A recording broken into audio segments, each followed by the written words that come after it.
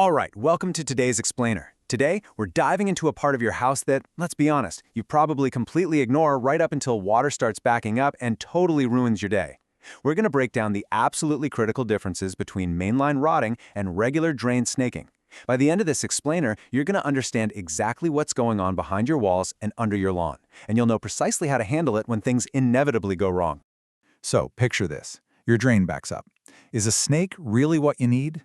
I mean, for most of us, the second we see water pooling in the sink, snaking is the very first word that pops into our heads. It's just kind of become the default assumption, right? We assume that every single clog, no matter where it is or what it's made of, requires this one simple tool. But treating every backup like a basic snaking job is actually a massive misconception, and it's one that can cost you a whole lot of time and frustration. Okay, let's dive right into this. The default drain solution actually starts inside your home, right where the water leaves the basin. And that is the domain of regular drain snaking. It's a method specifically designed to target those smaller, much more accessible interior branch lines. We're talking about those tight, short distances that are directly connected to your common fixtures, your tubs, your sinks, your showers. When a plumber, or even you as a homeowner, uses a regular drain snake, you're operating in a very confined, localized area inside the house. The tools used here are built for tight access points. They aren't meant to travel 100 feet into the earth, you know. They are just meant to handle the immediate, localized branches of your plumbing tree. Because, let's face it, the buildup in those tight spaces is usually this lovely, gag-inducing cocktail of hair, soap scum, grease, and just minor debris. If you've ever had to pull a horrifying hair monster out of a shower drain, you know exactly what I'm talking about. Because this everyday residue gathers in smaller pipes, it responds incredibly well to drain snaking. The smaller cables and targeted methods of a regular snake are literally perfectly suited to grab onto that hair or just break right through a localized clump of soap scum right near the drain. It's basically a quick, targeted strike for a quick, targeted problem. But what happens when we venture outward and underground?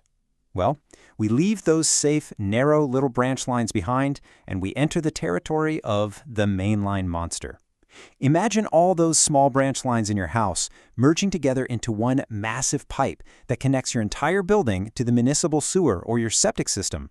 We're talking about an entirely different environment, operating on a completely different scale. Enter mainline rotting. Now, this is a highly robust method designed specifically for that larger, much longer pipe run carrying all of the building's wastewater away. Think about the dramatic shift in scale here for a second. We are no longer dealing with a tiny 2-foot pipe under a bathroom sink. We are dealing with a massive conduit that requires a much farther reach. The tools required for this part of the property's plumbing system absolutely must be engineered to travel long distances and withstand significantly more resistance. And this distinction matters because the buildup you're dealing with is entirely different. In your branch lines, you've got that light, everyday residue we talked about. But deep underground in the main line, you're facing heavier scale buildup. We're talking hard, calcified mineral deposits that cling to the pipe walls almost like concrete, along with dense, compacted material. These are stubborn, widespread stoppages. This isn't just a clump of hair anymore. This is solidified waste that has accumulated over a very long stretch of a very large pipe. So, when we compare the actual plumbing tools for these jobs, the absolutely crucial point to remember is this. You literally cannot fight a mainline monster with a basic interior tool. The tool simply must match the territory and the type of buildup. If you try to send a light, regular drain snake down into compacted scale deep within a main sewer line, it's either going to completely fail to reach it altogether, or it just won't have the sheer strength to break it apart. Now, what's really interesting here is when you put these methods head-to-head, the mismatch is super obvious.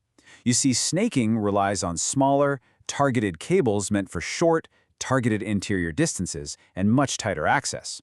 Rotting, on the other hand, utilizes highly robust equipment designed to forcefully push through and break up heavy blockages much farther along the main plumbing system. So snaking is ideal for that localized branch line clog, while rotting is your heavy hitter for the really stubborn stoppages in the larger pipes. At the end of the day, it's all about using the right amount of force in the correct location. So how do you, as the homeowner, actually know when you're dealing with a simple branch line issue versus a full-blown mainline monster? Well, there are some very specific warning signs you need to watch out for so you can accurately diagnose your own walls and pipes. Let me tell you, a simple drain snake is just not going to cut it if you're seeing these red flags. First up, multiple fixtures draining slowly at the exact same time. If your shower and your sink are both backing up simultaneously, the bottleneck is actually where those pipes meet. Second, noticeable gurgling sounds. That gross sound? Yeah, that's trapped air trying to escape past a massive blockage deep in your system. Third is recurring backups. If you clear a drain and it clogs right back up a week later, you haven't actually removed the blockage. You've probably just poked a tiny little hole in it. And finally, if the problem originates farther downstream than a single drain, you are absolutely looking at a candidate for mainline rotting. Now you might be sitting there wondering, okay, but why does it actually matter if I just try snaking it first? Can't it just be a trial and error kind of thing?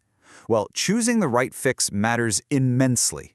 Simply guessing the solution has very real consequences for your home, your wallet, and honestly, your sanity.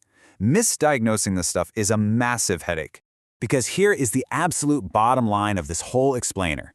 If you treat a mainline blockage like a localized drain issue, it leads directly to repeated callouts and incomplete clearing. If you have heavy, compacted scale in your main line and you attack it with a small, targeted snake cable, sure, you might temporarily open a tiny pathway for water to trickle through. You'll think the problem is fixed. But because you didn't use the robust equipment of mainline rotting to really push through and break up that widespread stoppage, that clog is coming right back. And unfortunately, so is the plumber. So, to avoid that endless, frustrating loop of callouts, we follow 3 simple steps to find a clear path.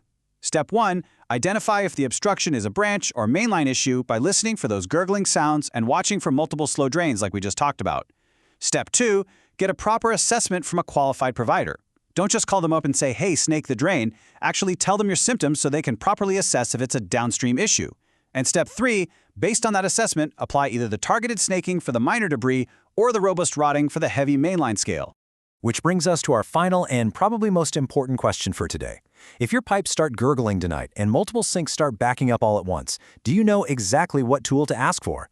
Hopefully, you now realize that asking for a snake is definitely not a catch-all solution. You are now fully equipped with the structural knowledge to tell the difference between a little soap scum in a branch line and a stubborn stoppage way down in your main line. You have the power to ask for the right tool for the job, avoid those repeated headaches, and get your home back to normal way faster. Keep this knowledge handy, stay curious, and I'll catch you in the next explainer.